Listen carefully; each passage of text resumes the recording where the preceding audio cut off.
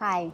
Actually, here in Cabo Frio, and I'm amongst the trees here, and it reminds me of a legend that we have in New Zealand that we as children learned about. Now, I don't know if you know, but New Zealanders are called Kiwis. The Kiwi is our national icon, as well as the silver fern. So we have the kiwi fruit, we have the kiwi bird, and we have the people called Kiwis.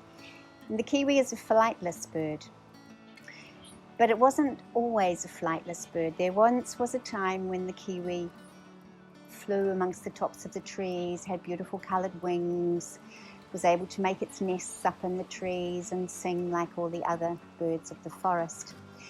But there was a problem. Tānei Mahuta was the Māori god of the forest, and he could see that there was a problem with the forest floor. The little seedlings that would later be the giant canopy trees were dying. There was not going to be any new trees. And he could see that the problem was the insects on the forest floor. There were far too many insects. They were eating everything. And there was nothing that would eat the insects. So they called on all the birds of the forest. And he said, I need one of you to come and live on the forest floor to eat the insects. Otherwise, the trees will die. The trees will not, we won't have forests anymore. So he called on a beautiful bird called the tui. Tui that lived in the top of the trees. Tui, will you come down and live on the forest floor and eat the insects? No, I couldn't. I'm scared of the dark. I could not live on the forest floor. It's dark, it's damp. I wouldn't like it. Okay. So then he called on the fantail. Fantail, will you come down and live on the forest floor? But the fantail was too busy flitting here and there and saying, no, I'm busy building my nest. I couldn't possibly. I don't have time. I couldn't live on the forest floor. Where would I build my nest? Okay. Pōkeko, what about you? Maybe you can come and live on the forest floor. No. I don't like the cold. I don't like the wet. It wouldn't be right for me. So Tānei Mahuta he had a problem. What was he going to do? The trees would not survive.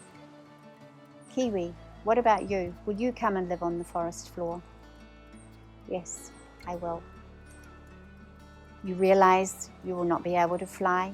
You realize you will have to have thick, strong legs in order to get the insects. You realize that you will lose your bright colors. You will become brown. You will only be able to come out at night. You will lose your little beak. You will lose your ability to nest high in the trees. Will you do this for us? Yes, I will. So the kiwi became a short, brown, flightless bird that only comes out at night, but eats the insects on the forest floor. So Tānei Mahuta was very pleased. The whole forest was pleased, of course. But as punishment, he said, okay, we had to rely on Kiwi to do this. Kiwi is going to save our forest. Tui, you said you were too scared to live on the forest floor. From now on, you will wear a white tuft underneath your neck as a sign of your cowardice. Fantail, you said you would not want to build your nests on the ground floor. You liked building your nests in the trees. From now on, you will not build your own nest. You will rely on the nests of other birds. You will not be able to build your own nest. Pōkeko, you said you couldn't live on the forest floor because it was wet and damp and cold. From now on, you will live in the swamps. So the kiwi saved the forest, and as recognition of that, the people of Aotearoa, New Zealand, align themselves with the kiwi bird. Kind of cool. I like it. Thank you.